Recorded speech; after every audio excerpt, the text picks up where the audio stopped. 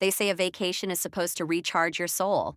For me, it did more than that. It rewired my entire life. It started when I booked a last-minute trip to Miami Beach. I was burnt out from my job as a junior financial analyst in Chicago, buried in spreadsheets, corporate buzzwords, and a boss who used synergy unironically. I was 28 and felt like my life was passing me by in quarterly earnings reports and microwave dinners. My name's Tyler Moore, by the way. At least it was before Miami. And this is the story of how that vacation gave me something I never expected: a chance to truly begin. The plan was simple: 1 week at the Crescent Bay Hotel, beach time, good food, and absolutely no emails. I landed in Florida on a Tuesday morning. The sun hit different there, almost like it was mocking the gray clouds I'd left behind in Chicago. I could smell the salt air before I even exited the airport. I got to the hotel, changed into swim trunks, and hit the beach. The water was postcard blue, the sand was hot under my feet, and the sound of waves crashing was exactly what my overcooked brain needed. I laid down, eyes closed, listening to the ocean like it was singing me to sleep. Then I heard it: a dog barking, loud and chaotic. Then a splash. I opened my eyes just in time to see a golden retriever bolting down the beach and into the waves, chasing a frisbee. He was followed by a woman yelling, "Cooper! No, not again!" I couldn't help but laugh. The dog, wet and proud, paddled back with the frisbee in his mouth. He ran straight past me, then doubled back, dropping the slobbery disc at my feet. And behind him, slightly breathless but laughing, was his owner. She wore a Chicago Cubs hat, go figure, and sunglasses that reflected the ocean back at me. "Sorry about that," she said, grabbing the frisbee. "Cooper thinks everyone is his best friend." "Could be worse," I replied. "Some people's dogs bite. Yours offers gifts." She laughed.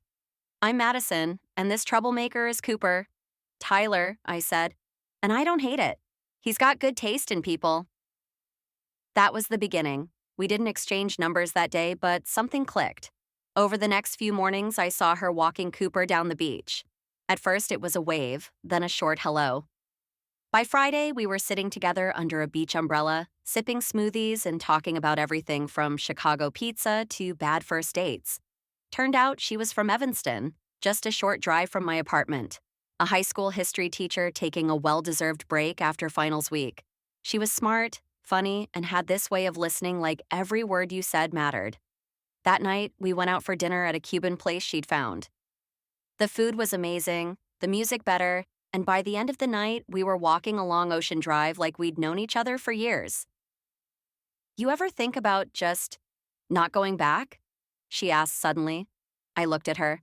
"All the time, but I've got responsibilities, deadlines, rent, same but still." She trailed off, her eyes on the horizon.